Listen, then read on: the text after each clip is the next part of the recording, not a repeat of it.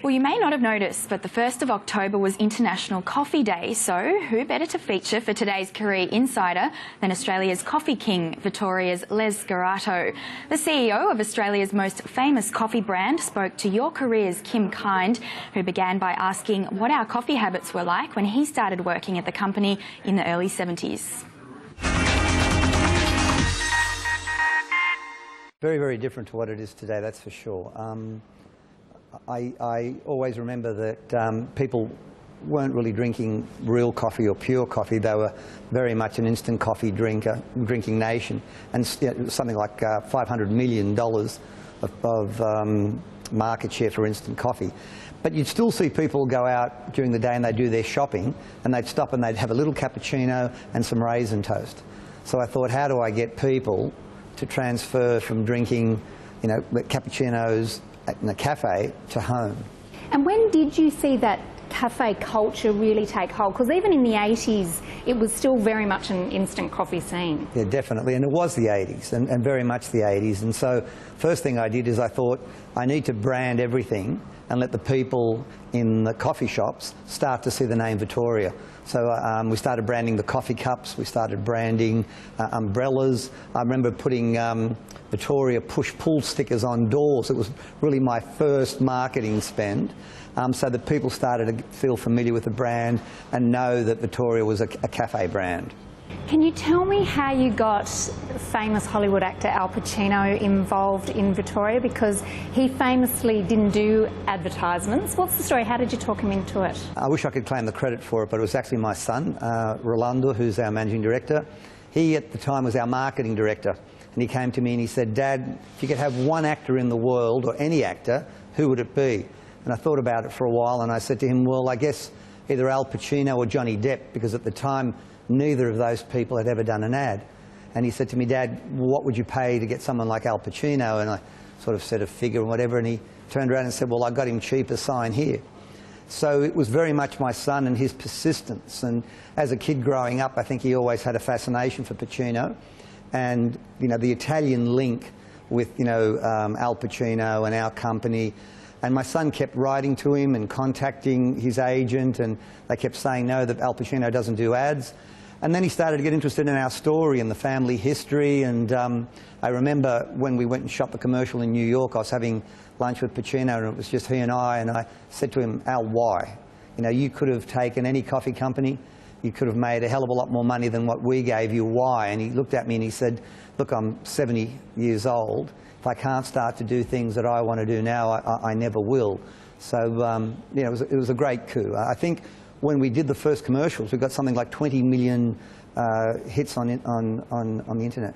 Vittoria's a family business, and I know your son is the third generation to work in the family business. What's the secret to longevity in a family business? How do you keep it successful? That's a long and interesting question.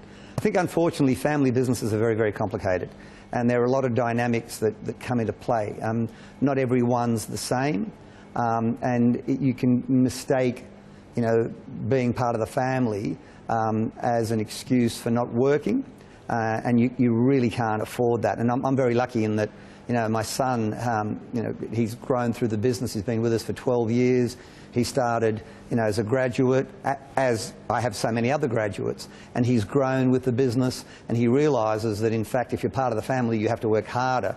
It's not good enough to say you're a family member and have a free ride. You've actually got to be the best person for the job.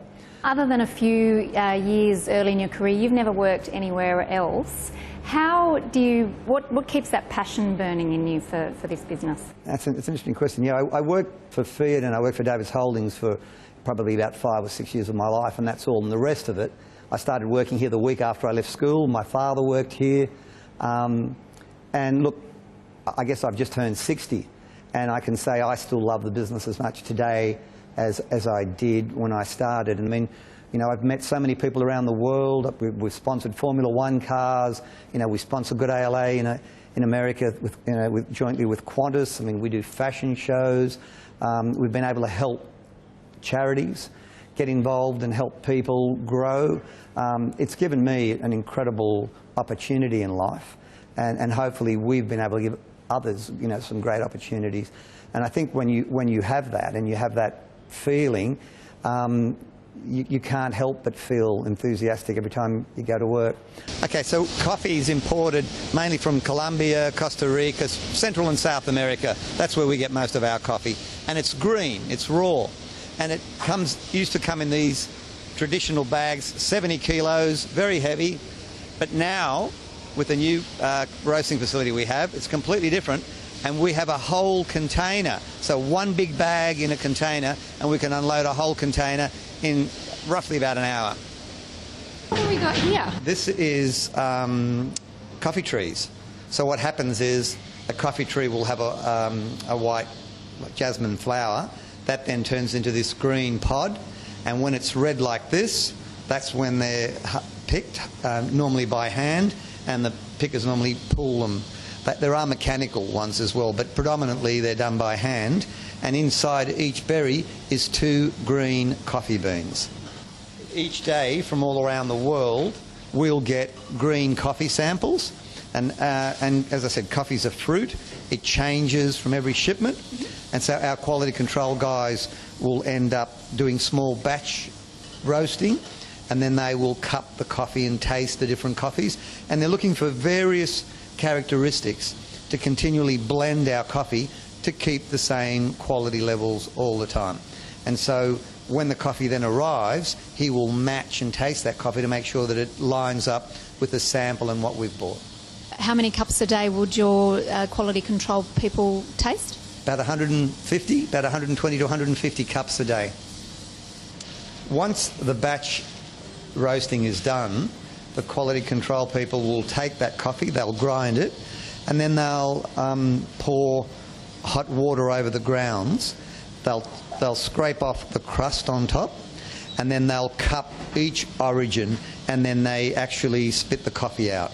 And they'll mark it and score the different characteristics and flavour profiles that are coming through on that coffee, and rate it and score it, and then that goes up to our purchasing department, and every day we're buying Arabica coffee on the New York Exchange. So so tonight they'll put in orders and bids on the grades of coffee. What's the most important ingredient for a great coffee? Is it the beans, the way they're roasted, or the person making it? Yes. It's the sum of all parts, and that's the really difficult thing. And I think why capsules sometimes have become so successful, because they've been able to deliver a consistent quality espresso. But if you're doing it with an espresso machine, you need good beans, you need them to be fresh, and then you need a barista who knows how to get that coffee, grind it correctly, make sure the machine's clean, get the extraction in the right time, and deliver a great cup of coffee to the way the consumer wants that coffee. And is it true you drink 6 cups a day? Yes, I do. And what kind?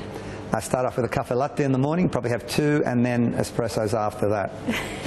We're Italian, so we drink espressos to stay calm. Well, that's all we have time for. From the team here, thanks for your company.